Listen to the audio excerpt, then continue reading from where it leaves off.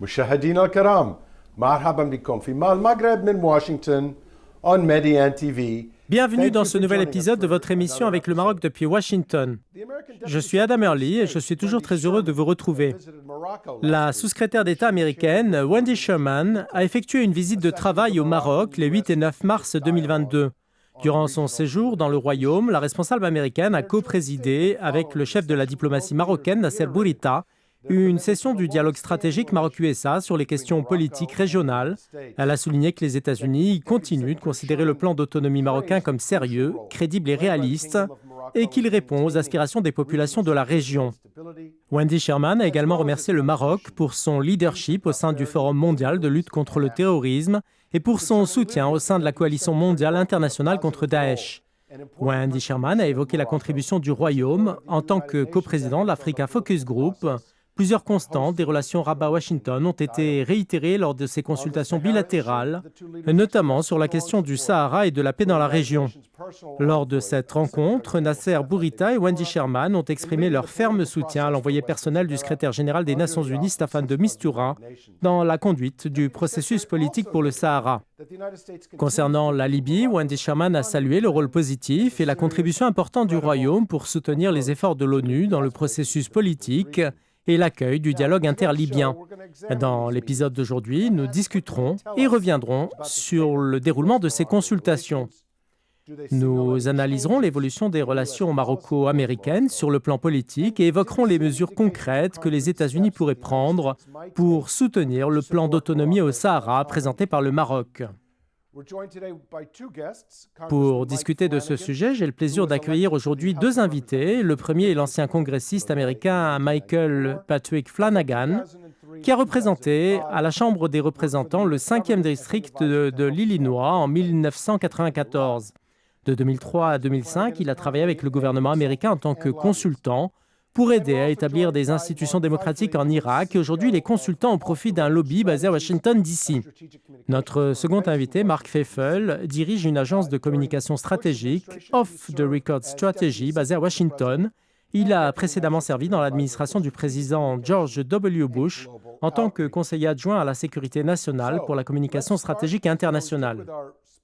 Mais avant d'entamer le débat, je vais commencer par donner la parole à notre chroniqueur George Landwitt. George, l'Algérie n'apprécie pas la position américaine sur le Sahara marocain et la proximité politique exprimée par les consultations entre Nasser Bourita et Wendy Sherman. Qu'en pensez-vous? Well, that's a very good question. I think Deputy Secretary Sherman was very diplomatic, even tactful. C'est une très bonne question, Adam. Je pense que la sous-secrétaire d'État américaine Wendy Sherman a été très diplomate dans le traitement de cette question.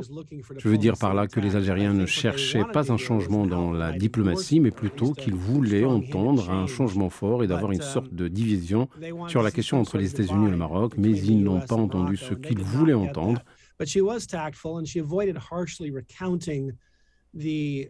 La responsable américaine a été prudente et a évité les références dures au comportement d'Alger concernant la question du Sahara marocain. Sherman a clairement soutenu la position du Maroc. De même, le communiqué conjoint est venu, sans aucun doute, soutenir la mission de l'envoyé de l'ONU au Sahara marocain.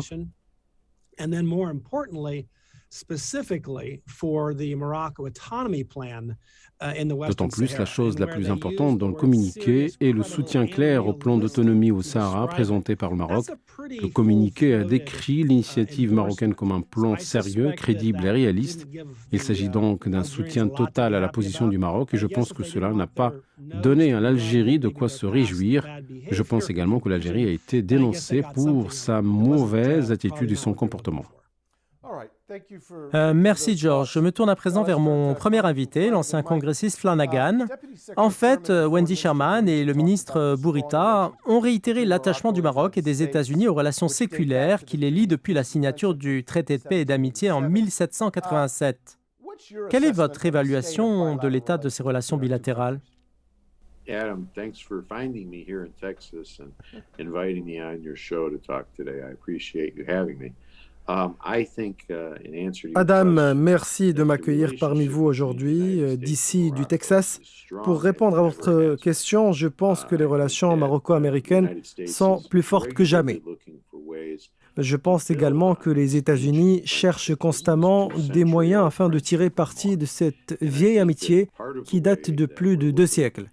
En fait, une partie de cette quête consiste en des exercices militaires conjoints par le biais du commandement des États-Unis pour l'Afrique, ainsi que par les ventes d'armes et d'autres choses afin que le Royaume du Maroc puisse assurer sa sécurité régionale et être un ami des États-Unis comme le cas d'autres amis, unis, forts et capables de se défendre. Les États-Unis sont toujours heureux d'aider le Maroc à y parvenir.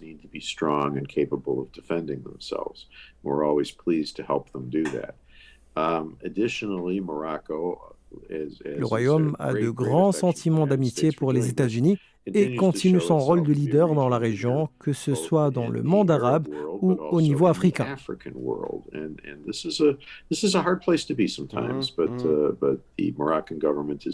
Cependant, le gouvernement marocain a pu travailler pour y parvenir avec beaucoup de patience et d'efforts et continue d'œuvrer pour résoudre les problèmes en Afrique de l'Ouest et l'implication du Front Polisario et de l'Algérie dans la question du Sahara marocain. Les États-Unis admirent et respectent la manière dont le Royaume du Maroc progresse et je crois que les liens entre les États-Unis et le Maroc sont vraiment plus forts que jamais. Vous avez entendu ce que George a dit concernant le communiqué conjoint de Nasser Bourita et Wendy Sherman et le renouvellement du soutien des États-Unis au plan d'autonomie marocain. À la lumière de cette situation, comment voyez-vous l'avenir de la question du Sahara marocain? Et peut-on espérer de voir l'administration Biden adopter des mesures supplémentaires pour soutenir l'intégrité territoriale du Maroc?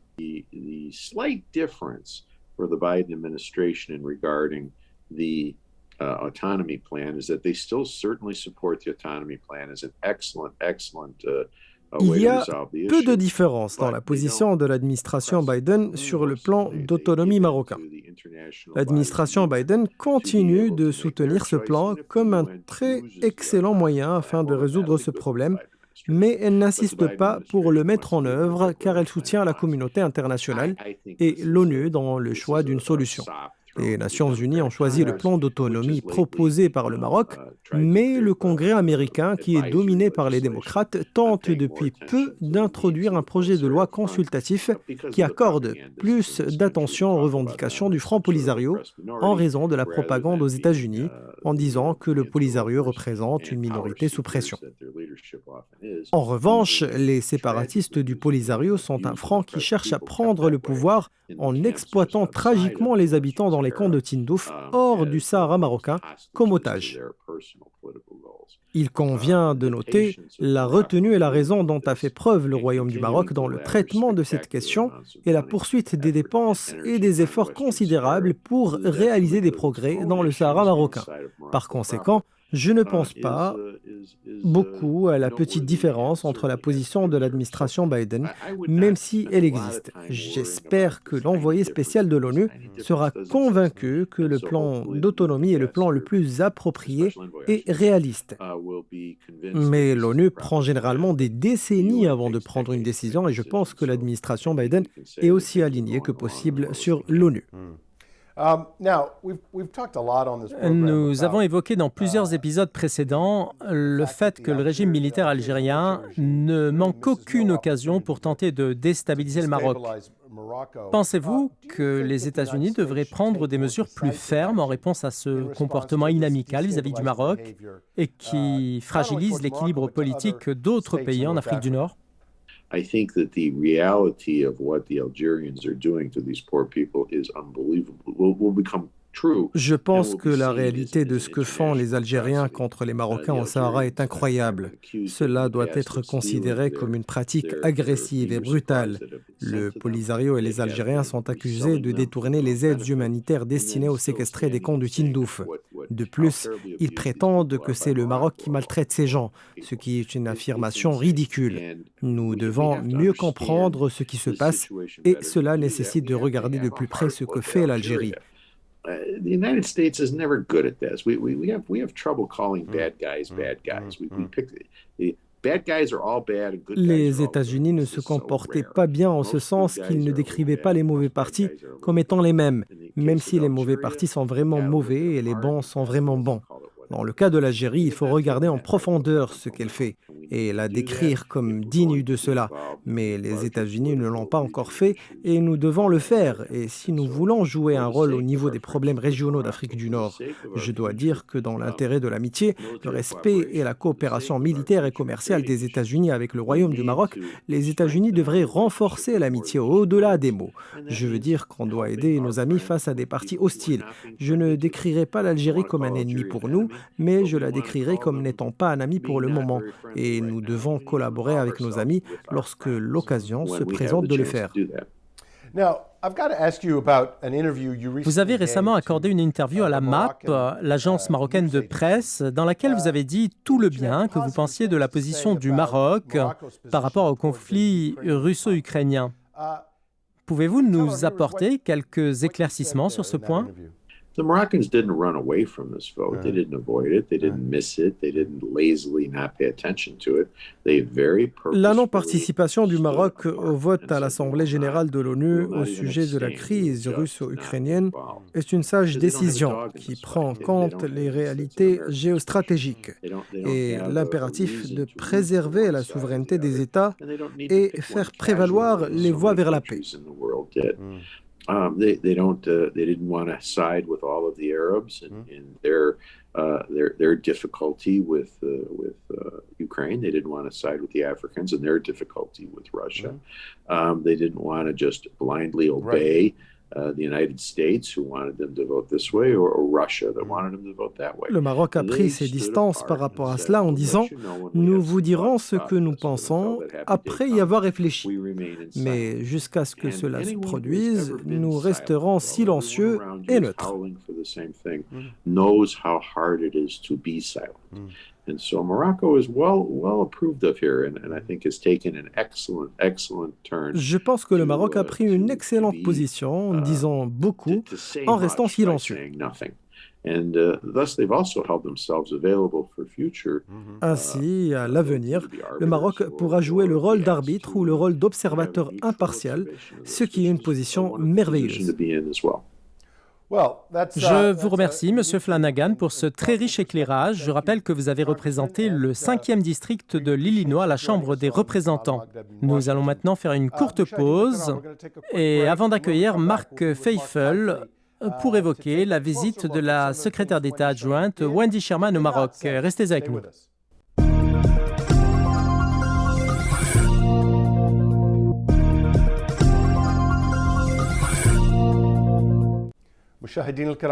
Nous voilà de retour pour la suite de votre émission avec le Maroc depuis Washington. Nous accueillons maintenant notre second invité, Mark Feifel, mais je voudrais que nous écoutions tout d'abord la sous-secrétaire d'État américaine Wendy Sherman sur la question du Sahara marocain.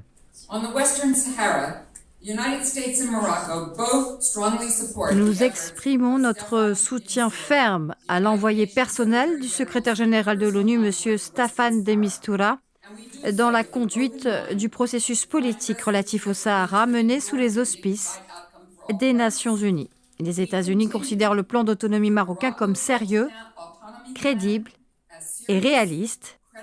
Il s'agit d'une approche pouvant répondre aux aspirations des populations de la région.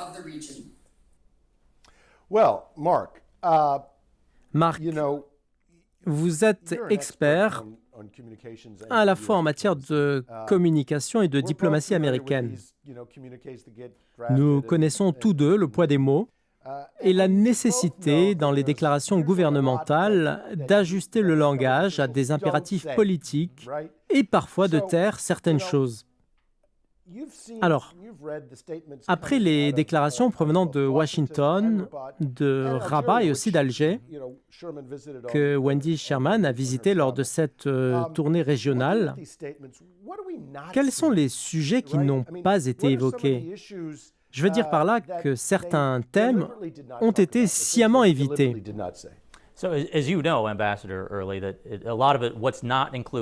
Eh bien, comme vous le savez, ambassadeur Adam, une grande partie de ce qui n'était pas inclus dans le communiqué conjoint sont en fait les dernières nouvelles que les journalistes recherchent.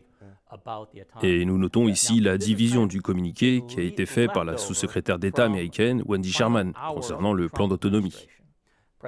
Cela représente ce que l'administration Trump a pris comme décision dans les dernières heures de son mandat. Trump a tenté de consolider certains de ses efforts au Moyen-Orient en concluant des accords de coopération entre plusieurs pays arabes et Israël. Ces accords ont été apportés par l'administration Trump au cours du dépouillement des votes des électeurs. Trump a laissé cela à Biden et ce dernier n'a pas remercié Trump d'avoir conclu les accords d'Abraham. Et la reconnaissance de la marocanité du Sahara. Oui, la reconnaissance américaine de la marocanité du Sahara et le plan d'autonomie proposé par le Maroc. Mais l'administration Biden a déclaré qu'il y avait beaucoup d'autres questions à régler maintenant. Et nous devons d'abord trouver une formulation selon laquelle nous sommes d'accord avec ce qui a été fait sous l'administration Trump. Et nous ne voulons pas limiter nos actions, mais ce qui a été pris comme décision concernant le Sahara marocain a vraiment du sens. En fait, nous voyons sur la scène internationale beaucoup d'événements qui se passent partout dans le monde, comme en Ukraine, en Iran, en Corée du Nord. Et en ce qui concerne l'avenir de l'OTAN, concentrons-nous là-dessus et nous parviendrons à une solution coopérative avec le Maroc, en soutenant le plan d'autonomie et aussi en encourageant les efforts de l'envoyé personnel du secrétaire général de l'ONU, M. Staffan de Mistura, dans la conduite du processus politique relatif au Sahara. Mais il y a une autre chose qui n'a pas été abordée. C'est que les États-Unis veulent vendre les armes américaines à plusieurs alliés, comme des F-16 et des missiles patriotes qui ont été fournis au Maroc. Aujourd'hui, plusieurs moyens sont recherchés afin de fournir au Maroc et aux alliés des États-Unis des drones et d'autres armes. Comme l'a dit votre premier invité, la Russie, la Turquie, l'Inde et d'autres pays vendent aussi ce genre d'armes. Mais le Royaume du Maroc reçoit la plupart de ces armes des États-Unis. Cela ouvre la porte à ces autres pays pour entamer des relations de coopération militaire et de défense, ce que les États-Unis ne veulent pas. Ils veulent mettre en œuvre ces initiatives avec leurs alliés et amis du monde entier. Permettez-moi maintenant d'évoquer la question du Sahara marocain. L'Algérie critique fortement l'envoyé personnel du secrétaire général de l'ONU, Staffan de Mistura. À l'issue de ces consultations bilatérales entre Nasser Bourita et Wendy Sherman, et après la visite à Alger de la sous-secrétaire d'État américaine, au cours de laquelle les deux parties, algériennes et américaines, ont renouvelé leur soutien au processus politique relatif au Sahara mené sous les auspices des Nations Unies, y a-t-il des indications selon lesquelles l'Algérie serait disposée à changer sa position et à annoncer une réelle coopération avec l'envoyé spécial Staffan de Mistura? Oui, on peut l'espérer. Je pense que l'Algérie est aujourd'hui devant une opportunité, car elle est un pays producteur de pétrole à un moment où la crise s'intensifie au niveau international. Alors il est probable que l'Algérie arrête son durcissement pour voir comment les choses vont se passer. En fait, la sous-secrétaire d'État américaine, Wendy Sherman, n'a pas voulu aller jusqu'à critiquer l'Algérie, car on assiste de temps en temps à des gestes de paix émanant d'Alger. Mais il vaut mieux laisser l'Algérie suivre son cours et voyons ce qui se passe. Car nous ne voulons pas qu'un autre conflit majeur éclate dans une autre partie du monde en ce moment. Mais je pense qu'il était important que la sous-secrétaire d'État américaine, Wendy Sherman, se rende à Rabat, à un moment où la diplomatie personnelle est comme étranglée en raison de la pandémie du Covid-19. Malgré tout, ce qui doit être accompli dans notre monde d'aujourd'hui, la sous-secrétaire d'État américaine et le département d'État ont déclaré qu'il était important de se rendre au Maroc pour collaborer avec le Royaume, échanger avec les responsables marocains et accomplir certaines choses qui auraient pu être entravées par deux membres du Congrès américain qui ont demandé de conditionner le financement de programmes de coopération militaire avec le Maroc. La visite personnelle de la sous-secrétaire d'État américaine Wendy Sherman au Maroc était vraiment quelque chose d'important. Elle a rencontré le ministre marocain des Affaires étrangères et ils ont parlé de plusieurs constantes des relations Rabat-Washington à travers le communiqué conjoint. Le simple fait de se réunir constitue parfois un événement. D'ailleurs, je pense que la rencontre de Wendy Sherman avec d'autres responsables de la région est en soi un épisode à marquer d'une pierre blanche. Ce qui a attiré mon attention, c'est que la sous-secrétaire Sherman et le président Tebboune ont discuté une série de questions, notamment relatives à la sécurité régionale. Wendy Sherman a déclaré, je la cite, « Nos deux pays sont préoccupés par la présence déstabilisatrice de forces étrangères et travaillent ensemble pour contrer les groupes extrémistes violents. » Fin de citation. Alors, si on essaye de lire entre les lignes, on peut être sûr que parmi les groupes extrémistes auxquels elle fait ici allusion, figure en premier lieu le Front Polisario, qui a pris les armes contre le Maroc et qui enrôle et embrigade dans ses rangs des enfants pour en faire des terroristes.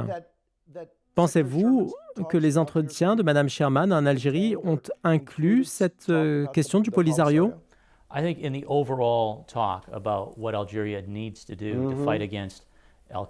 Écoutez, je pense que dans le cadre de ce que l'Algérie doit faire dans la guerre contre Al-Qaïda, Daesh et toute organisation terroriste dans le monde, il est nécessaire que le Polisario fasse partie de ce dont elle a parlé, car le Front Polisario ne peut pas être exclu, comme s'il n'avait rien à voir avec le terrorisme.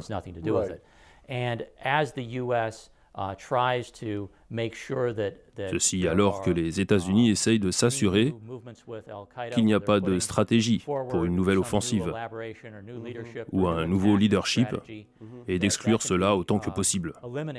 Je suis sûr que cela faisait partie de la déclaration qui a eu lieu. I was also interested to notice that last month in February, a few weeks before Secretary Permettez-moi de signaler qu'en février dernier, avant la visite de la sous-secrétaire d'État américaine, une délégation de l'ambassade des États-Unis à Rabat s'est déplacée à La Ayoun et à Dakhla, au Sahara marocain, pour visiter des projets de développement économique soutenus par le gouvernement américain.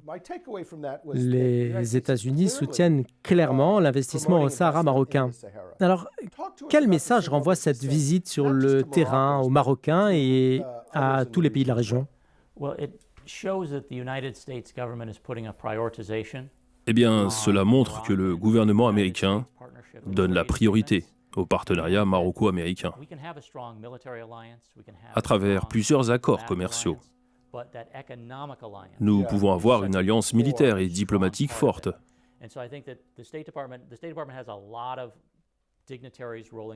Mais l'alliance économique est un maillon essentiel de ce partenariat maroco-américain. Nous le voyons, le département d'État américain envoie constamment des délégations un peu partout dans le monde entier. Mais le fait que les États-Unis s'intéressent en particulier au Maroc et montrent le montant de l'investissement au Sahara marocain constitue un véritable signal positif. To some small-time or small-ish type challenge in the diplomatic front. It all works together. Yeah. Now, you said something that I thought was very interesting about how. Vous avez noté un point très intéressant concernant cette première visite de Mme Sherman au Maroc, un pays qui a fermé ses frontières pour endiguer la propagation de la pandémie. Les frontières sont restées fermées pendant de longs mois et jusqu'au début de l'année 2022. Pensez-vous que la diplomatie internationale va enfin pouvoir tourner la page de la pandémie et revenir à des rencontres bilatérales plus classiques, en mode physique? Oui, petit à petit. Et je pense que cela montre l'importance des relations maroco-américaines. En voyant la sous-secrétaire d'État américaine Wendy Sherman, juste après la pandémie du Covid-19, se soit un peu calmée. Et comme vous le voyez, en tant que diplomate américain, derrière les portes des réunions diplomatiques, beaucoup de choses peuvent se produire. Chose que ne peut pas être réalisée en communiquant via les applications Zoom ou Teams, ou à travers l'échange de notes écrites. Par conséquent, il est important que de tels entretiens en face à face se tiennent pour de telles relations maroco-américaines, et on espère qu'avec la fin de la pandémie, une augmentation de la diplomatie sera menée. Right. Mushahideen Karam, I think George and Mike and Mark have all given us a lot to think about and a lot of insights. Nous arrivons au terme de cette discussion. Pour conclure, ce qui a été dit aujourd'hui par George, Michael et Mark, nous retiendrons tout d'abord l'importance de cette visite de la sous-secrétaire d'État américaine Wendy Sherman au Maroc. Cette visite montre avec une grande clarté que les États-Unis apprécient la qualité des relations séculaires qui unissent les deux pays et ils veulent les renforcer.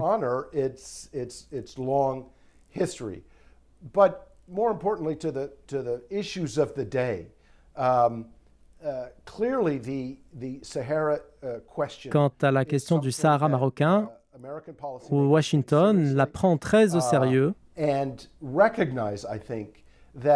et constate que la situation sur le terrain aujourd'hui est très différente de ce qu'elle était il y a un an.